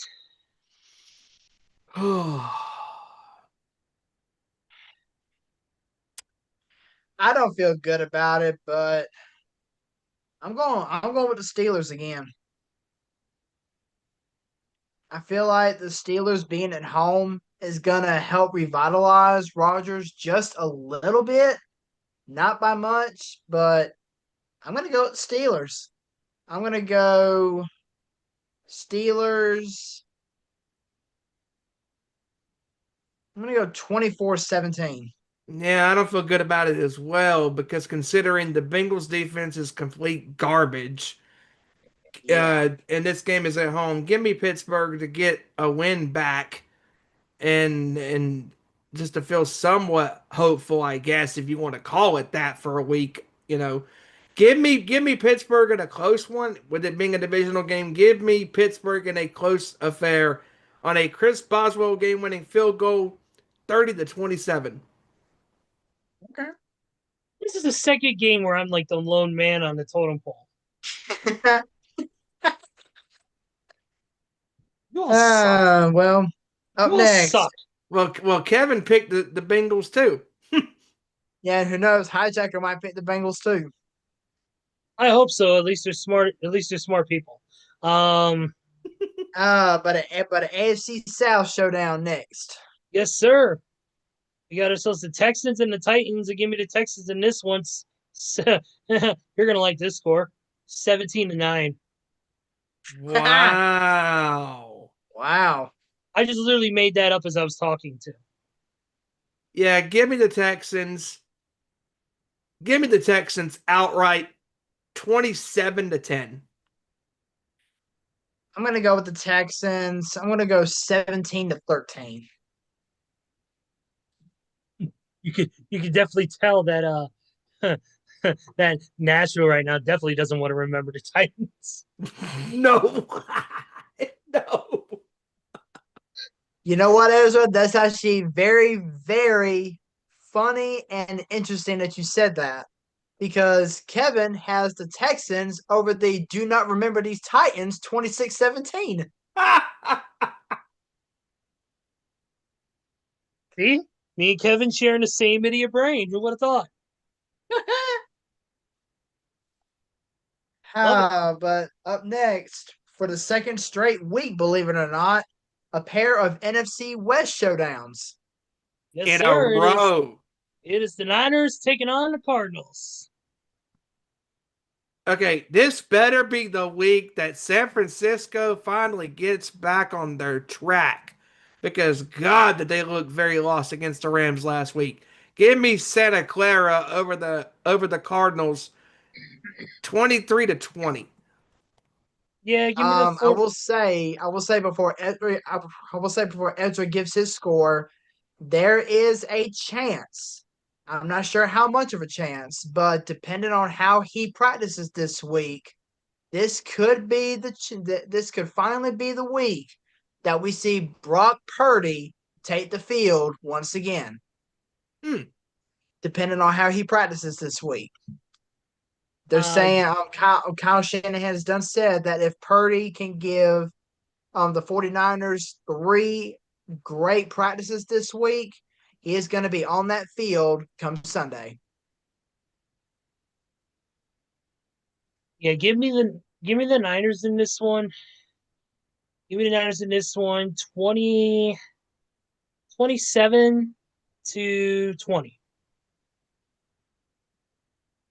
I'm going to go with the Niners as well. I'm going to go just about the same score. Give me the Niners 26-17. And Kevin has the 49 IRs practice squad over the Deadbirds 23-18. There's dead birds falling. Oh wait, that's the Arizona Cardinals. All right. Should call them crooked vultures because they definitely live out in the desert. Yeah. Here we Now go. the Next, Seahawks and the Rams. yes, sir. Now, this is probably going to be the game of the week. Oh, I don't know who to pick in this one. God, they're both playing I'm good going to football. get things started off with Kevin's score, and this is where his first side note comes in. Okay. He has the Seahawks over the Rams 31-29, with the side note saying maybe a meteor will end the game and they both lose.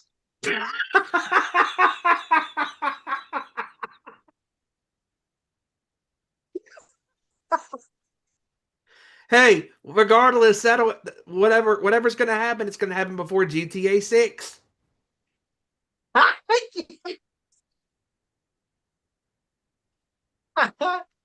Everything not going to is be released until everything is November of going next year. everything is going to happen before GTA 6. John Cena could retire 3 times and GTA 6 still wouldn't come out. Yes. Oh my lord. Oh, Fucking Kiss could reunite 4 times and still GTA 6 would come out. yeah. Marks, I hope you're not watching this because I know he's still pissed off about that game being delayed again. Oh man. Dude, Antonio Brown could get charged with first-degree murder before. No, wait, he did. Yeah, he did. And guess what? He did it before GTA 6. Oh, hang on. I got a good one. Stephon Diggs could be the father of 4 more kids with 4 more different women. Oof. That dude is planting more seed than a farmer in spring. Hey. At least he's not Nick Cannon with his 17 kids. Heyo. The child support's gonna be out fucking rageous. Yeah. Yeah. And no, I'm not talking about the Nitro album from 1989. For all you deep cut people who know that music. Anyways, give me, you know what? This is a tough one, but I'm gonna go with the Seahawks. I think they've been playing at such a high level recently. And I think that Sam Darnold has really found a team where he could really showcase what he has. Give me the Seahawks in this one in a close, high-scoring game, 34-31. Ooh, that is almost the same score that I had. Like this game is going to be a tough one. Give me give me Seattle in this one. Give me Seattle in overtime. 33-30.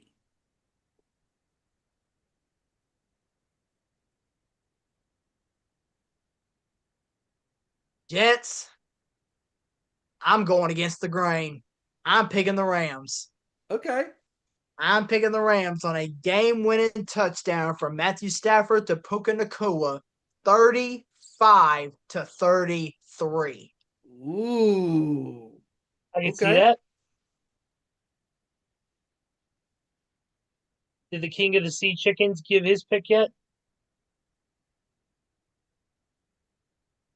Oh Oh, yeah, yeah, that's right. Yeah, he did. that's what I said. 31-29. Where he Yeah, said that's the right. He media said would the end the game and they both meteor would hit lose. it, and then hopefully it would just end. I forgot about that. Yeah, I forgot about that part. Yeah. Yeah. Okay, this one's gonna be easy. Ravens and Dolphins. Give me the or Come Ravens on. and I Browns. mean, Ravens and Browns. Yeah, both. It doesn't matter. Both teams suck, anyways. Yeah. So, give me the Ravens in this one in absolute blowout. I'm sorry, Browns, but right now your boy's still gonna be on the phone with whoever he was on the sidelines, like he was last week. Uh, give me, the Baltimore Ravens in this one. 35. Yeah, 35-7. Yeah, give me the Ravens to absolutely roll. 34-14. Give me the Ravens in this one. I'm going to go 31-6.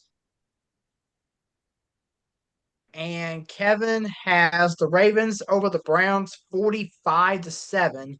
With a side note, beat them until they're black and blue, not the Browns anymore. Yeah, pretty much. It's what it's gonna be. Yeah. All right, next game. Question before we start, Joey. Will this game be at Arrowhead, or are we gonna be dealing with some elevation? We're going to be dealing with some elevation. All right, at Mile High Ooh. with the Chiefs and the Broncos. I'm going to get things started off with Kevin's score. He's got the Broncos over the Chiefs, 29-26. Wow, that's an odd score. Hi, you know what? I'm going to go next. Broncos are 8-2. Chiefs 5-4. But the Broncos have not beaten anybody surprising or have not beaten anybody convincingly. The Chiefs are coming off a bye week. So I'm going with the Chiefs. I'm going with the Chiefs in Mile High. I'm going to go with the Chiefs. I'm going to go Chiefs over the Broncos 30-20. Yeah, sorry, Broncos. It's going to be death by 1,000 cuts. The Chiefs in this one. I'm gonna pick them in this one. Go with a score of 31-21. Give me the Chiefs. Give me Kansas City 27-24 on a game-winning field goal. Nice. All right. Oh boy, Sunday Night Football, buddy. This is gonna be a in the words of WWE superstar Sheamus, this one is gonna be a banger. Banger. Fella. And it is the Lions facing the Eagles. In Philadelphia. Yep. Yep, at the link. Man. This is a tough one because you got the Eagles who are coming off a very rare, very not good game against the Packers, even though they did win, up against the Lions team that while they look strong, they beat up a very badly injured and in a way dealing with their own issues, and that's the Commanders.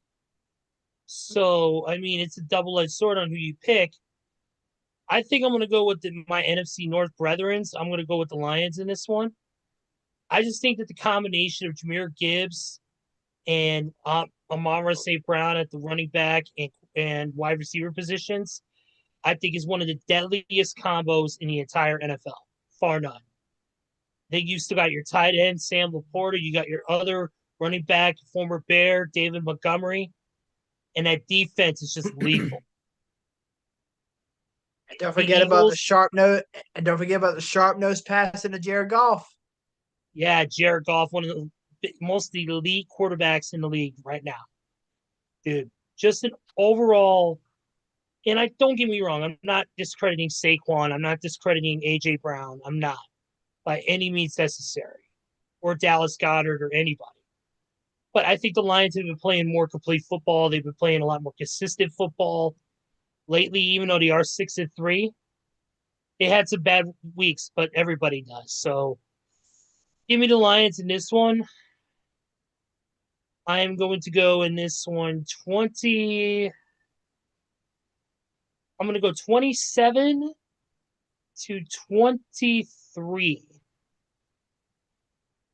Okay. Kevin has a high scoring game in this one. He's got the Lions over the Eagles 45-37.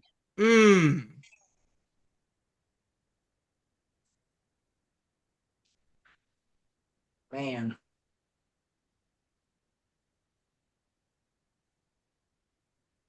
I don't know about this one.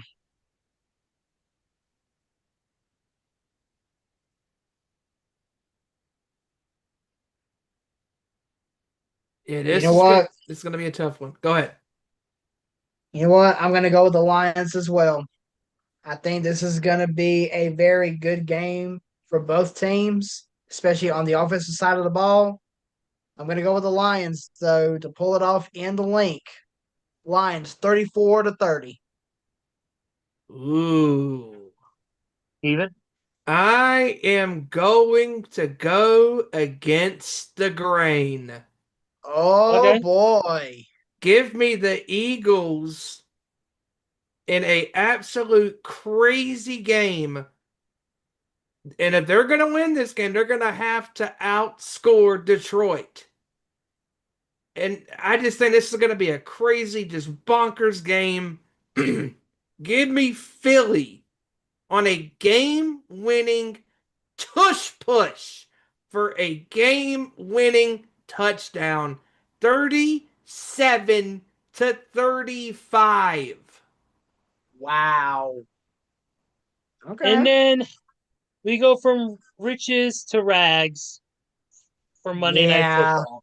And why in God's name is the Dallas Cowboys still being forced down everybody's throats. Because they're America's team. America's team. My ass. And they're playing the Las Vegas Raiders in Vegas. Oh.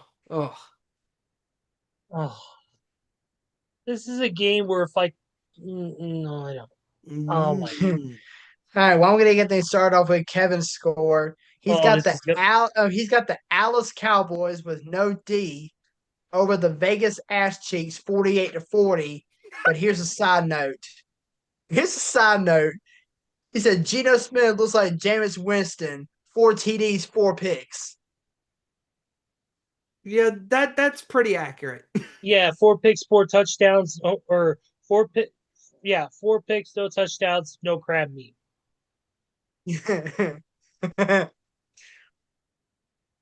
Look, I know the Cowboys are bad, but the Raiders are just as bad, if not worse.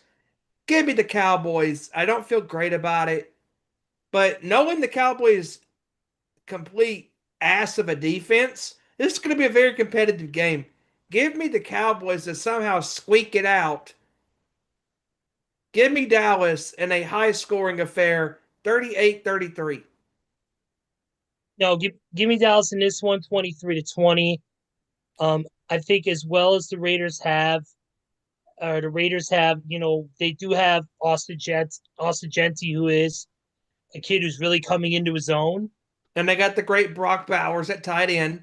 Tight end, and then on defense, they have that beast mode of a man known as fucking Max Crosby, who's going to be looking to hunt Dak Prescott like it's honey season out in the woods. Mm-hmm. Yeah, It, it it's definitely it's is. but I will say Dallas's offense is going to play a better game than I think what the Raiders defense can handle. With Pickens and CeeDee Lamb and the back at somewhat full strength on offense, give me Dallas in this one. Like I said, 20. I think I said 23-20 was my final score. Yep, that was your score. Yeah, that's my score on that. So And I'm going to pick the Cowboys to finish off week 11.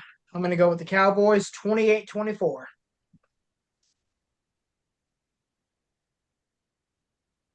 what was your score, Joey? 28-24. 28-24? Okay. Yep. And that means the two teams that are on bye this week are the Indianapolis Colts and the New Orleans Saints. So that's the end of the pick segment. And perfect timing. It is 8 o'clock on the nose, which is pretty damn good, I would say so myself, Yep. gents. I think that's good enough for me. I think so too. I think we can wrap up the show with that. On this show, definitely want to send out real quick before we end the show a big congratulations to now the new Grand Slam champion and the new Intercontinental champion, Mr. John Cena. Won What the a Intercontinental hell of a title segment last night. from Dirty Dom Mysterio in an amazing segment last night that prefaced the match. Just an overall great moment for him to be able to complete that legacy. Congratulations to John. Next step, Raw in Madison Square Garden next week. It should be a good one. But we got to end this show. It is 8:01 my time, 9:01 Steven's time. Let's end it out. Joey, do you have anything to say before we go, or are you ready to give your final thoughts? I think I'm ready to give my final thoughts. And the floor is yours. Go ahead, my friend. Or I will say real quick, an interesting signing took place earlier today. Former free agent, free agent, and also former LA Chargers cornerback Asante Samuel Jr. has Yes. signed with the Pittsburgh Steelers practice squad today, with the chance that he's might be elevated come Sunday, because the Steelers apparently need a lot of help in the secondary. But yeah, that'll pretty much do it for me. So great show with you guys. Like I said, I'm hate that we couldn't get hijacker scores in tonight, but of course we'll take good word that he'll be able to give us his scores sometime tomorrow. And and I we'll will see fill how in. we'll see if he can continue his hot streak, and we'll see how crazy his scores are going to be. Because knowing Hijacker, he loves to throw caution against the wind and loves to throw some crazy ideas out there. And Yes, he's he been hitting does. he's been hitting them this year. Yeah, Got to give yeah, the guy yeah. credit. He has been hitting, that's for sure. But yeah, great show with you guys. Looking forward to being back next week as we get even closer to the second of our end of the year holidays. Thanksgiving coming up right around the corner, believe it or not. Amazing, amazing how time just zips on by. I know, but peace out, guys. See you next week. Steven, you know how to wrap this up, so the floor is yours, brother. Yep, great job with you guys. I also want to send a shout out to Don here in the chat. Thank you, Don, for being here tonight, my brother. And looking forward to be back on with you guys next week as we recap week 11 in the NFL and whatever else we get into, and obviously previewing week 12 in the NFL. And just, man, this season is going by so quickly, so fast. And also, again, shout outs to Dominic Mysterio and John Cena last night. Absolutely a grand slam, literally and figuratively, in that segment last night into the match. John Cena adding one more notch to his resume, becoming the IC champion for the very first time. This was very well done by everybody involved, and Dominic officially was given was given, the biggest spotlight, and he absolutely crushed it. He did not flinch when Cena was doing his thing, and Dominic held his own on that microphone, and just he showed everybody why he is where he is today, and just that kid is going to be a legend in this business when it's all said and done. Great job by you guys. Thanks to everybody here in the chat, for everybody that tunes in on demand. Thank you very much as well. Also, you can follow us on Twitter or X at Owen_Sports Show, Facebook.com/Nation Sports Show, and where we are live on most Tuesdays at 7 o'clock on the East, 6 o'clock Central, 4 p.m. on the West Coast. And if I'm also being politically and geographically correct, 5 o'clock Mountain Time, so we can cover all of the bases right there. YouTube.com/Nation Sports Show. And also don't forget to follow the Nation's Corner on Twitter at Nation's Corner. Facebook, the Instagram, and the YouTube are all at the Nation's Corner as well. And I'm pretty sure the guys in the gal are going to be recapping all things wrestling with the biggest and latest news, including John Cena's Grand Slam milestone last night on Raw in Beantown. And whatever else happens. And also AEW Dynamite will be in Greensboro tomorrow for Blood and Guts at the world famous Coliseum.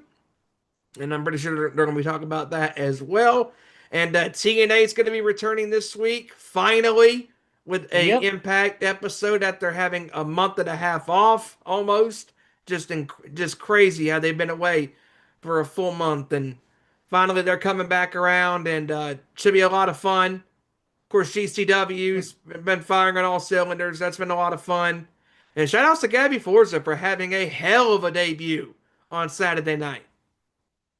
Absolutely Yeah. crushed it in her debut. And again, cannot state this. We would not be where we are today without the veterans that are fighting right now, or for those that serve this great country. God bless you all. God bless the USA. Thank you for your service. Thank you for paving the ultimate sacrifice and fighting and protecting our freedoms that we have every single day in our lives. Without these brave men and women, we are nothing. And thank you guys again for tuning in tonight. Again, happy Veterans Day. If you came across a veteran today, thank them for their service. And most importantly, it doesn't matter what day it is, no matter when you see a veteran, no matter where it is, thank him or her for paving the ultimate sacrifice and fighting and protecting our great country. And with that being said, Ezra, wrap this up, my friend. No problem, man. Congrats. Thank you to everybody for watching the show. We appreciate y'all for liking and subscribing and sharing as always. It was a fun time, man, as always, doing this show. Like, subscribe, and share. Don't forget to follow, like you said, Nation's Corner. Follow our show. Follow at Too Sweet Cosplay across all socials for all your cosplay wrestling needs. We're working on Some stuff coming up for next year. We will let you know once we get the final information set up. And then we're also going to be, some of us are going to be appearing at the Days of the Dead Con in a few weeks, and a few other cons later on in the year as well, up until all the way through next year. So keep an eye on our social media for more information. That being said, we are out of here. And also, real quick, I want to wish a happy belated birthday to my lovely sister, Melissa. She is disabled, but she is 36 years old. Doctors wouldn't let her live past 6 months originally. We said, my parents said no, and 36 years old and going strong. And she had her birthday celebration on Saturday due to the impending weather, but we had a great time. She had a great time. She enjoyed everything she got and enjoyed the time with the family. So happy birthday, Melissa. But that's it for now. We'll see you all next week. Our Nation Sports Show will be back. Same time, same YouTube channel. Peace out and have a great week, everybody. Turn me up. Turn me up. Turn me up. Turn me up.